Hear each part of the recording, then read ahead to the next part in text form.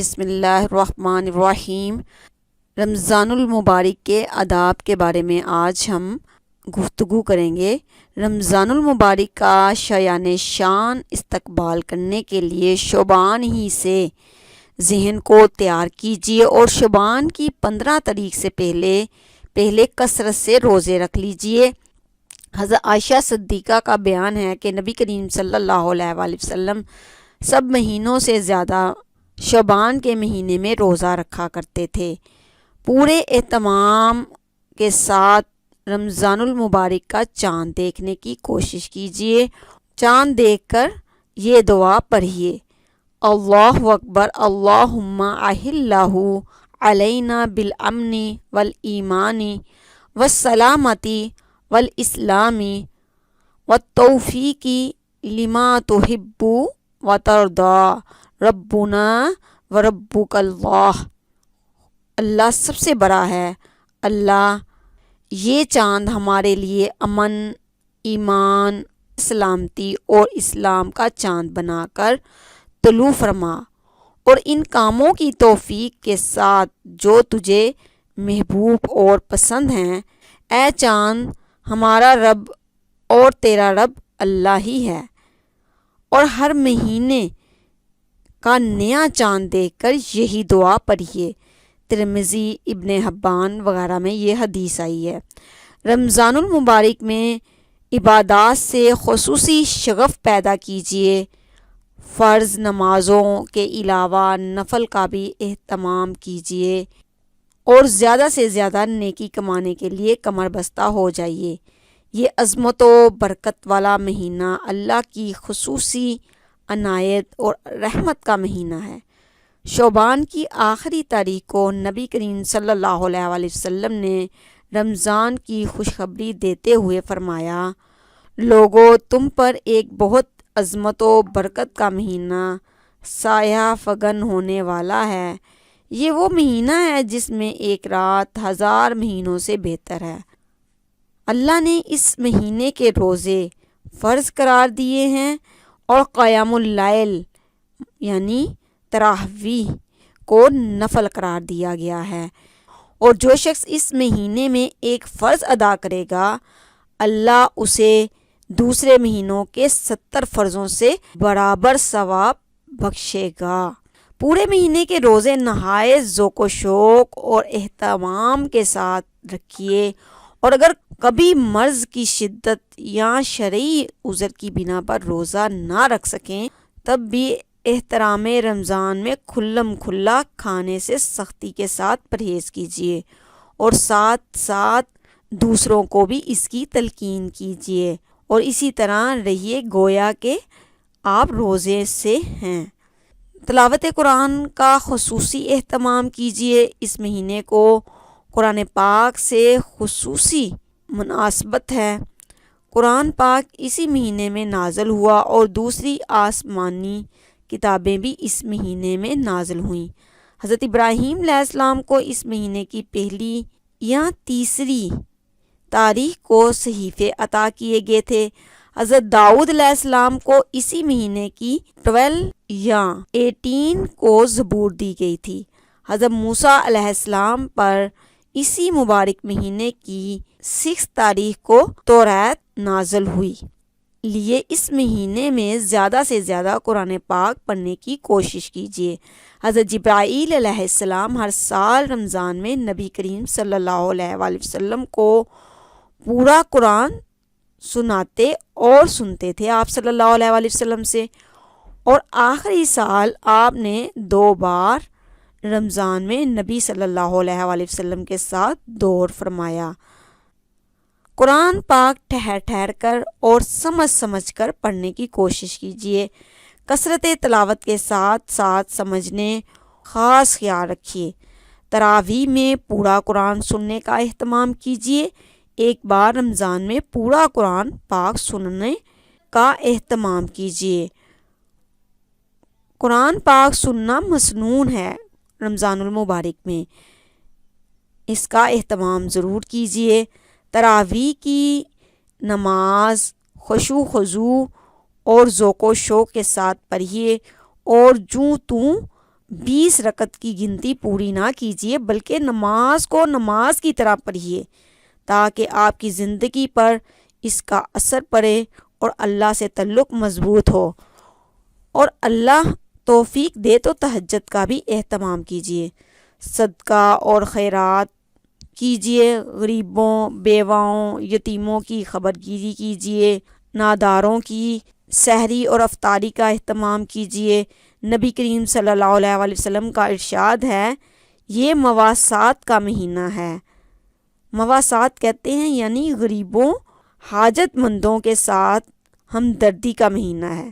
ہمدردی سے مراد مالی ہمدردی ہے اور زبانی ہمدردی بھی ان کے ساتھ گفتار اور سلوک میں نرمی برتی ہے۔ ملازمین کو سہولتیں دیجیے اور مالی اعانت بھی کیجیے۔ حضرت ابن عباس فرماتے ہیں کہ نبی کریم صلی اللہ علیہ وآلہ وسلم سخی اور فیاض تو تھے ہی، مگر رمضان میں آپ صلی اللہ علیہ وآلہ وسلم کی سخاوت بہت بڑھ جاتی۔ جب حضرت جبرائیل علیہ السلام ہر رات کو آپ کے پاس آتے اور قرآن پاک کی تلاوت کرتے اور سنتے تھے تو ان دنوں نبی کریم صلی اللہ علیہ وآلہ وسلم تیز چلنے والی ہواؤں سے بھی زیادہ فیاض ہوتے تھے۔ شب قدر میں زیادہ سے زیادہ نوافل کا اہتمام کیجیے اور قرآن کی تلاوت کیجیے۔ اس رات کی اہمیت یہ ہے کہ اس رات میں قرآن نازل ہوا۔ قرآن میں ہے، ہم نے اس قرآن کو شب قدر میں نازل کیا اور تم کیا جانو شب قدر کیا ہے؟ شب قدر 1000 مہینوں سے بہتر ہے۔ اس میں فرشتے اور حضرت جبرائیل علیہ السلام اپنے پروردگار کے حکم سے ہر کام کے انتظام کے لیے اترتے ہیں، سلامتی ہی سلامتی یہاں تک کہ صبح ہو جائے۔ سورۃ القدر۔ حدیث میں ہے کہ شب قدر رمضان کے آخری عشرے کی طاق راتوں میں سے کوئی رات ہوتی ہے۔ اس رات کو یہ دعا ضرور پڑھیے، اللہم انک عفو تحب العفو فاعف عنی۔ خدایا تو بہت ہی زیادہ معاف کرنے والا ہے، کیونکہ معاف کرنا تجھے پسند ہے، بس تو مجھے معاف فرما دے۔ حضرت انس فرماتے ہیں، ایک سال رمضان آیا تو نبی کریم صلی اللہ علیہ وآلہ وسلم نے فرمایا، تم لوگوں پر ایک مہینہ آیا ہے جس میں ایک رات ہے جو 1000 مہینوں سے افضل ہے۔ جو شخص اس رات سے محروم رہ گیا وہ ساری کی ساری خیر سے محروم رہ گیا، اور اس رات کی خیر و برکت سے وہی محروم رہتا ہے جو واقعی محروم ہے۔ ابن ماجہ۔ رمضان کی آخری عشرے میں اعتکاف کیجیے۔ نبی کریم صلی اللہ علیہ وآلہ وسلم رمضان کے آخری 10 دنوں میں اعتکاف فرمایا کرتے تھے۔ حضرت عائشہ صدیقہ رضی اللہ تعالی عنہا کا بیان ہے کہ رمضان کا آخری عشرہ آتا تو نبی کریم صلی اللہ علیہ وآلہ وسلم راتوں کو زیادہ سے زیادہ جاگ کر عبادت فرماتے تھے اور گھر والیوں کو بھی جگانے کا اہتمام کرتے اور پورے جوش و خروش کے ساتھ اللہ کی بندگی میں لگ جاتے۔ رمضان میں لوگوں کے ساتھ نہایت نرمی شفقت کا سلوک کیجیے، ملازمین کو زیادہ سے زیادہ سہولتیں دیجیے اور فراخ دلی کے ساتھ ان کی ضرورتیں پوری کیجیے، اور گھر والوں کے ساتھ بھی رحمت اور فیاضی کا برتاؤ کیجیے۔ نہایت عاجزی اور ذوق و شوق کے ساتھ زیادہ دعائیں کیجیے۔ جب رمضان کا مبارک مہینہ آتا تو پیارے نبی صلی اللہ علیہ وآلہ وسلم کا رنگ بدل جاتا تھا اور نماز میں اضافہ ہو جاتا اور دعائیں بہت زیادہ عاجزی کے ساتھ کرتے اور خوف بہت زیادہ اپنے اوپر غالب کر لیتے تھے پیارے نبی صلی اللہ علیہ وآلہ وسلم۔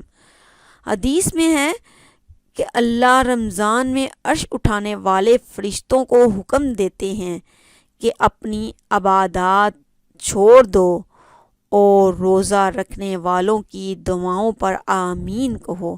صدقہ فطر دل کی رغبت کے ساتھ پورے اہتمام کے ساتھ ادا کیجیے اور عید کی نماز سے پہلے ادا کیجیے، بلکہ اتنا پہلے ادا کیجیے کہ حاجت مند اور نادان لوگ بسہولت عید کی ضروریات مہیا کر سکیں اور وہ بھی سب کے ساتھ عیدگاہ میں جا سکیں، عید کی خوشیوں میں شریک ہو سکیں۔ حدیث میں ہے کہ نبی کریم صلی اللہ علیہ وآلہ وسلم نے صدقہ فطر امت کے لیے اس لیے ضروری قرار دیا تاکہ وہ ان بیہودہ اور فحش باتوں جو روزے میں روزے دار سے سرزد ہو جاتی ہیں کفارہ بنے اور غریبوں اور مسکینوں کے کھانے کا انتظام ہو جائے۔ ابو داؤد میں یہ میری پیاری بہنوں حدیث آئی ہے، رمضان کے مبارک دنوں میں خود زیادہ سے زیادہ نیکی کمانے کے ساتھ ساتھ دوسروں کو بھی نہایت سوز طرب، نرمی اور حکمت کے ساتھ نیکی اور خیر کے کام کرنے پر ابھاریے تاکہ پوری فضا پر اللہ ترسی، خیر پسندی اور بلائی کے جذبات چھائیں اور سوسائٹی زیادہ سے زیادہ رمضان کی بیشت بہار برکتوں سے فائدہ اٹھا سکے۔ اللہ تعالی ہمیں رمضان سے پہلے رمضان کی تیاری کرنے کی توفیق عطا فرمائے۔ جس طرح ہم دیکھیں اگر شادی گھر میں ہوتی ہے یا کوئی بھی فنکشن ہوتا ہے تو مہینہ 2 مہینے پہلے ہی تیاری شروع کر دی جاتی ہے، تو میری پیاری بہنوں اس کو شعبان ہی میں اہتمام کیجیے، اپنے گھر کے کام، اپنے کپڑے، سلائی کڑھائی جو ہم نے عید کو پہننا ہے شاپنگ وغیرہ کریں اور اس کا اہتمام جو ہے شعبان ہی میں کر لیں، سٹارٹ میں کر لیں تاکہ ہم اچھے سے روزے اور دورہ قرآن لے سکیں، قرآن پاک پڑھ سکیں اہتمام کے ساتھ اور ترجمہ تفسیر کو دیکھیں، تراویح پڑھیں، اس میں اپنا قرآن پورا سنیں اور اس میں یہ بھی دیکھیں دعائیں یاد کریں اور کچھ حصہ قرآن پاک کا یاد کریں تاکہ ہم نمازوں میں پڑھ سکیں۔ اور پیارے نبی صلی اللہ علیہ وآلہ وسلم کی حدیث مبارک ہے کہ ایک آیت کو یاد کیجئے تاکہ آپ کو 100 نوافل کا جو ہے اللہ تعالیٰ اجر عطا فرمائے۔ جزاک اللہ خیرہ۔